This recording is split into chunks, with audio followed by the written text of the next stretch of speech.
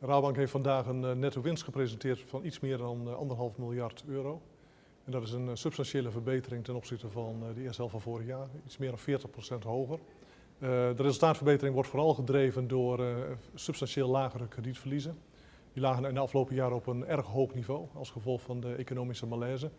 En we kunnen gelukkig vaststellen dat het herstel van de economie, en dan vooral ook in Nederland, groot is geweest. En dat als gevolg daarvan de kredietverliezen op een substantieel lager niveau zijn uitgekomen.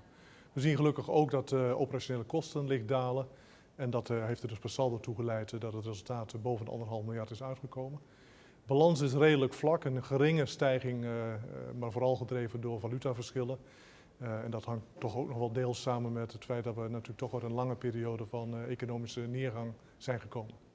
Ja, de kapitaalratio's dat is altijd een ingewikkeld verhaal, zeker met de nieuwe regelgeving waar we mee geconfronteerd worden. Zoals bekend zitten we in een fase waarin de nieuwe Basel III-richtlijnen worden geïmplementeerd. Dus eind vorig jaar zijn we uitgekomen op een wat dan heet Common Equity Tier 1 van 13,6. Maar met de nieuwe ingefaseerde CED4 kwam die dan weer uit op 13,2 per 1 januari.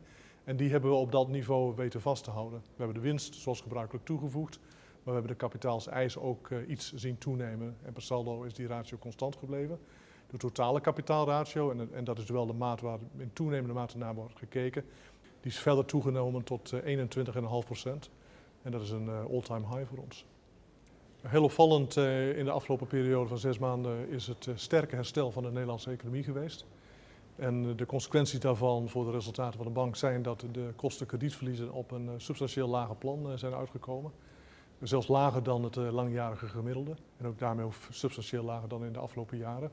En ik denk dat dat wel het meest opvallend is. En dat is ook de belangrijkste drijver van de goede resultaatverbetering geweest.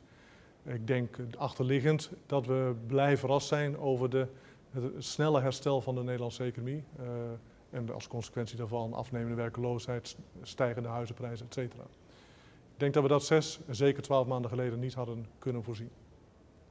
Nou, we verwachten dat het economisch herstel wereldwijd, maar ook in Nederland doorzet. En dat is goed. Hè? Dus dat is goed niet voor alle burgers in Nederland, maar dat is eigenlijk ook goed voor Rabo. Het is moeilijk te voorspellen dat die hele scherpe neerwaartse lijn in kredietverliezen, dat we die ook in de tweede helft van het jaar op die manier voortgezet zien. Dat is misschien iets wat te optimistisch. Maar dat er redenen zijn om optimistisch te zijn over de resultaatontwikkeling van Rabo, ook in de tweede helft van het jaar, die lijken mij meer dan aanwezig.